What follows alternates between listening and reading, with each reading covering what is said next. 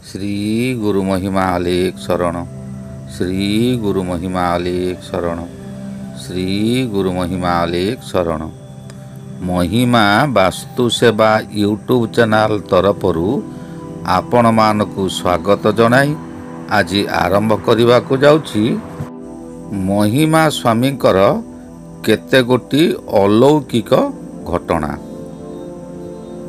एही विषय आरंभ करने पूर्वरु आपण मानकु मोर अनुरोध, जेउ माने प्रथम करी एही चैनल को आसीचंती सेमाने गोटिए सब्सक्राइब करी पाखरे आसुथिबा बेल आइकन को दबाई दियंतु, जहा द्वारा कि आमर जेउ समय रे वीडियो अपलोड हेबो सर्वप्रथमे आपणक पाखरे पहुँची पारिबो। एबे आसंतु आरंभ करिबा। थरे महिमा स्वामी बड़ कृपा सिंधु बाबा को सांगरे धरी जंगल मध्य देई भ्रमण करुथिले। जंगल मध्यरे जाऊ जाऊ देखिले पथ मध्यरे एक बानर मृत होई पड़ी रही। कृपा सिंधु बाबा कहिले, प्रभु देखंतु गोटिए बानरटीए एइठारे मरी पड़िछि, ताकू जीवदान दे दियंतु।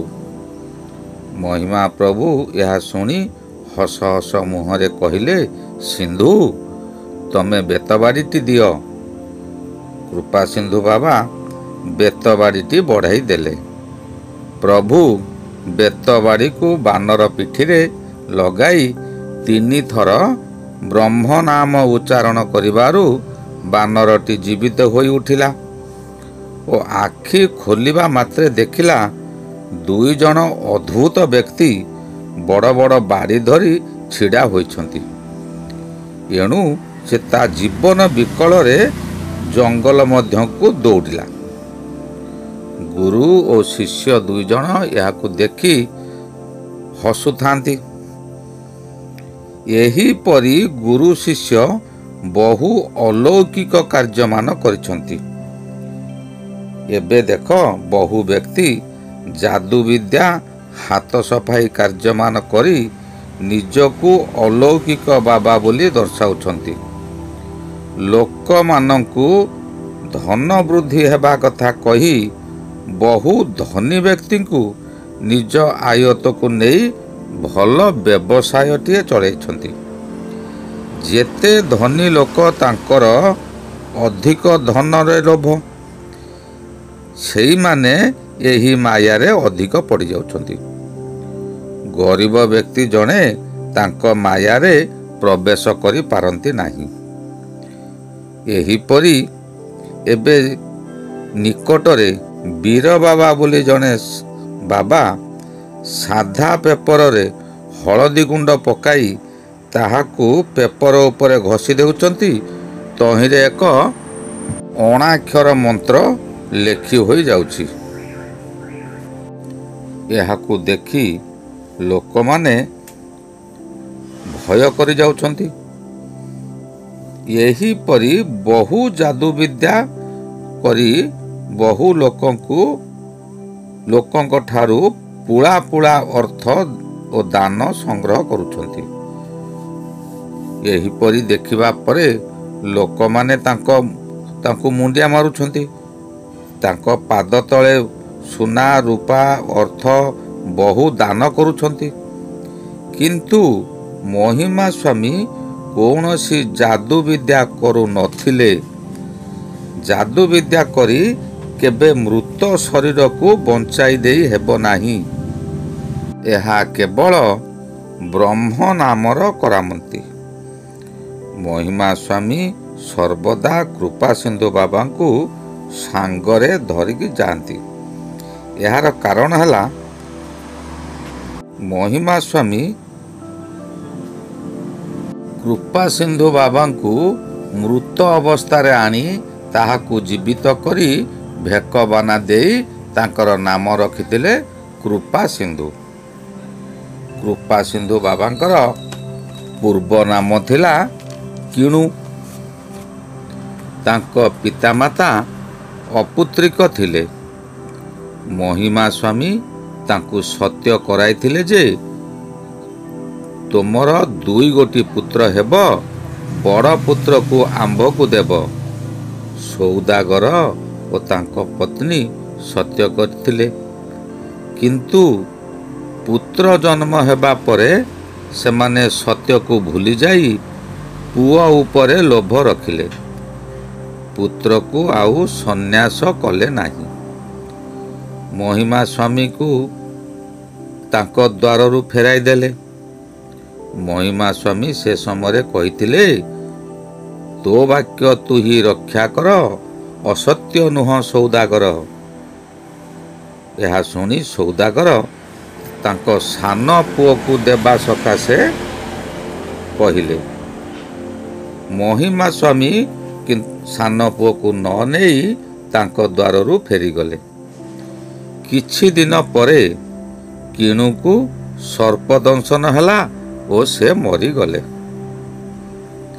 ଶ୍ମଶାନରୁ ମୃତ କିଣୁକୁ ଆଣି ତାଙ୍କ କୃପା ବଳରେ ଜୀବଦାନ ଦେଇ ସାଙ୍ଗରେ ଆଣିଲେ ଓ କୃପାରୁ ବଞ୍ଚାଇଥିବାରୁ ତାଙ୍କର ନାମ ଦେଲେ କୃପା ସିନ୍ଧୁ।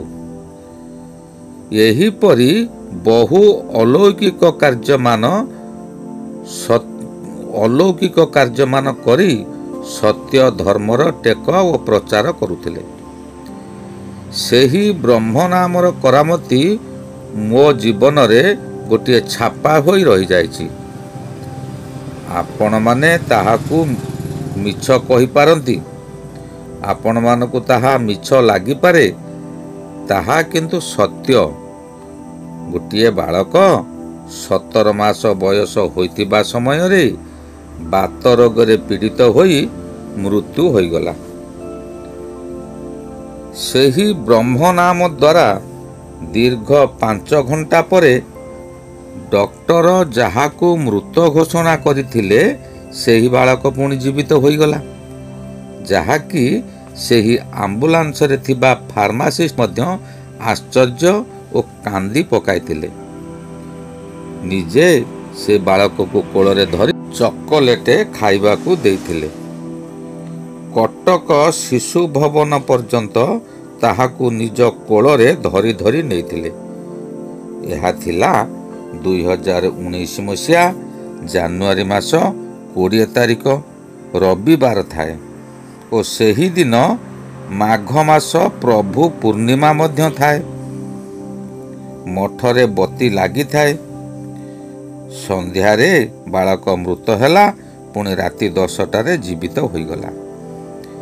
ଏହି ବାଳକ ମଧ୍ୟ ସେହି ସମୟରେ ବାବାଜୀ ହେବା ସକାଶେ ବାପା ମା ସେହି ଆମ୍ବୁଲାନ୍ସରେ ରହି ପ୍ରଭୁଙ୍କୁ ଜଣାଇଥିଲେ। ପ୍ରଭୁ କିନ୍ତୁ ବାରମ୍ବାର ପରୀକ୍ଷା କରିବେ, ମନକୁ ଚହଲାଇ ଦେବେ। ମନ ପରିବର୍ତ୍ତନ ହେଲେ ପ୍ରଭୁଙ୍କ ନିକଟରେ ସତ୍ୟ ହାରିବେ। ଏହା ବାରମ୍ବାର ପରୀକ୍ଷା ହେବ। ଏବେ ମୂଳ ବିଷୟକୁ ଆସିବା। କୃପା ସିନ୍ଧୁ ବାବା ପ୍ରଭୁଙ୍କ ସହିତ ସେହି ଜଙ୍ଗଲରେ ଚାଲୁଥାନ୍ତି। ଜଙ୍ଗଲ ସରୁନାହିଁ। ରାତ୍ରି ହୋଇଗଲା। ସେଦିନ ଥାଏ ମାର୍ଗଶିର ମାସ ପ୍ରଭୁ ପୂର୍ଣ୍ଣିମା ଓ ଏହା ଥାଏ ଶୀତ ଦିନ। ପ୍ରଭୁ କୃପା ସିନ୍ଧୁ ବାବାଙ୍କୁ କହିଲେ, ସିନ୍ଧୁ ଆଉ ଯାଇ ହେବ ନାହିଁ। ଆଜି ଆମ୍ଭେ ଏହି ଜଙ୍ଗଲରେ ରହିଯିବା। ତମେ କିଛି କାଷ୍ଠ ସଂଗ୍ରହ କରି ଧୂନି କରିବା ସକାଶେ ଆଣ।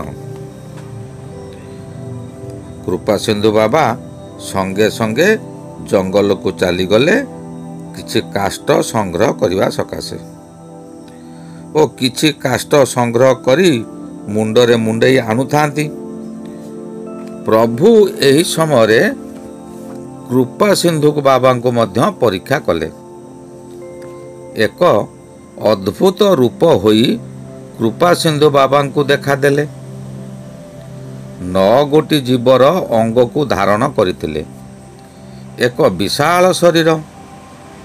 ତାଙ୍କର ଆଗ ଗୋଡ଼ ଗୋଟିଏ ମନୁଷ୍ୟର ହସ୍ତ ଭଳି ଥିଲା ଓ ଅନ୍ୟ ଗୋଟିଏ ହସ୍ତିର ପାଦ। ପଛ ଗୋଡ଼ରୁ ଗୋଟିଏ ବାଘ୍ର ପାଦ ଓ ଗୋଟିଏ ମୃଗର ପାଦ ଥିଲା। ମୁଣ୍ଡଟି କୁକୁଡ଼ା ପରି ଥିଲା ଓ କୁକୁଡ଼ାର ଯେପରି ଚୂଳ ଥାଏ ସେହିପରି ଚୂଳ ମଧ୍ୟ ଥିଲା। ବେକଟି ଲମ୍ବା ଥିଲା ଓ ତାହା ମୟୂରର ବେକ ପରି ଦେଖାଯାଉଥିଲା। ଲାଞ୍ଜଟି ଏକ ଭୟଙ୍କର ସର୍ପ। ପିଠିରେ ଷଣ୍ଢର ହାଙ୍କୁଡ଼ ପରି ଏକ ହାଙ୍କୁଡ଼ ଥିଲା। ଆଗ ହାତରେ ସେ ଏକ ପଦ୍ମ ଫୁଲ ଧରିଥିଲେ। ବିକଟାଳ ଗର୍ଜନ କରୁଥାନ୍ତି। ବେକଠାରୁ ପଛ ପର୍ଯ୍ୟନ୍ତ ତାଙ୍କର ଶରୀର ଅଶ୍ଵ ପରି ଥିଲା। କୃପାସିନ୍ଧୁ ବାବା ଏହା ଦେଖି ଆଶ୍ଚର୍ଯ୍ୟ ହୋଇଗଲେ। ଏଭଳି ଜୀବ ତ ମୁଁ କେବେ ଦେଖିନଥିଲି। ତଥାପି ସେ ଜୀବ ନିକଟରେ ଛିଡ଼ା ହୋଇ ଭୟ କଲେ ନାହିଁ। ଆଣ୍ଠୁ ପାତି ଦେଇ ପ୍ରଭୁଙ୍କୁ ପ୍ରାର୍ଥନା କଲେ। ହସ୍ତକୁ ମସ୍ତକ ଉପରେ ଯୋଡ଼ିଲେ।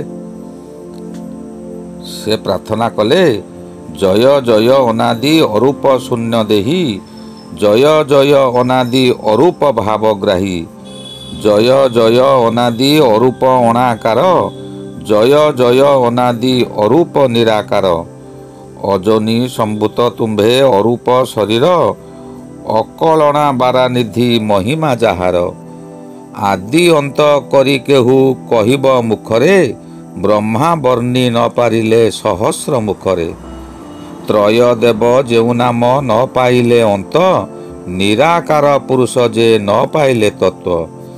ଏହିପରି ବହୁ ପ୍ରାର୍ଥନା କଲେ। ଶେଷରେ ପ୍ରଭୁ ତାଙ୍କର ନିଜ ରୂପ ଧରିଲେ। ଧୋବ ଫରଫର ଦାଢ଼ି, ଶୁକ୍ଳବର୍ଣ୍ଣ ଚେହେରା, ଦିବ୍ୟ କାନ୍ତି ରୂପ। ଏ ରୂପକୁ ଦେଖି କୃପାସିନ୍ଧୁ ବାବା ଖୁସି ହୋଇ ସାଷ୍ଟାଙ୍ଗ ଶରଣ ହେଲେ ଓ ପାଦ ରେଣୁ ଆଣି ନିଜ ଶରୀରରେ ବୋଳିଦେଲେ। ମହିମା ପ୍ରଭୁ କୃପାସିନ୍ଧୁ ବାବାଙ୍କୁ ନିଜ କୋଳରେ ଧରି ତାଙ୍କ ପିଠି ମୁଣ୍ଡ ଆଉଁସି ଦେଇ ତାଙ୍କ କଳା ସବୁ କୃପାସିନ୍ଧୁ ବାବାଙ୍କୁ ମହିମା ପ୍ରଭୁଙ୍କ ଠାରୁ କଳା ପାଇ କୃପାସିନ୍ଧୁ ବାବା ସେଇଦିନ ଠାରୁ ଅଧିକ ବଳିୟାନ ହୋଇଗଲେ। ଏହି ବିଷୟଟି ଆପଣଙ୍କୁ କିପରି ଲାଗିଲା ଆପଣ କମେଣ୍ଟ ମାଧ୍ୟମରେ ଜଣାଇବେ ଓ ଶେଷରେ ଲାଇକ୍ ଗୋଟିଏ କରିବାକୁ କେବେ ମଧ୍ୟ ଭୁଲିବେ ନାହିଁ। ଏହିପରି ସତ୍ୟ କେହି ହାରନ୍ତୁ ନାହିଁ। ସତ୍ ମାର୍ଗରେ ଚାଲନ୍ତୁ, ସତ୍ ପଥରେ ଯାଆନ୍ତୁ, ଦୁଃଖୀ ରଙ୍କିକୁ ସେବା କରନ୍ତୁ। ଏହିପରି ଅଦ୍ଭୁତ କାର୍ଯ୍ୟ ଦେଖାଯିବା ସମୟରେ ଆପଣ ପ୍ରଭୁଙ୍କର ନାମକୁ କେବେ ଛାଡ଼ନ୍ତୁ ନାହିଁ। ପ୍ରଭୁଙ୍କ ନାମକୁ ତୁଣ୍ଡରେ ସର୍ବଦା ଧରନ୍ତୁ। ଆପଣଙ୍କର କୌଣସି ବିପଦ ଆପଣଙ୍କ ଶରୀରରେ ଲେଶ ମାତ୍ର ଲାଗିବ ନାହିଁ। ଶ୍ରୀ ଗୁରୁ ମହିମା ଅଲେଖ ଶରଣ, ଶ୍ରୀ ଗୁରୁ ମହିମା ଅଲେଖ ଶରଣ, ଶ୍ରୀ ଗୁରୁ ମହିମା ଅଲେଖ ଶରଣ ଶରଣ ଶରଣ।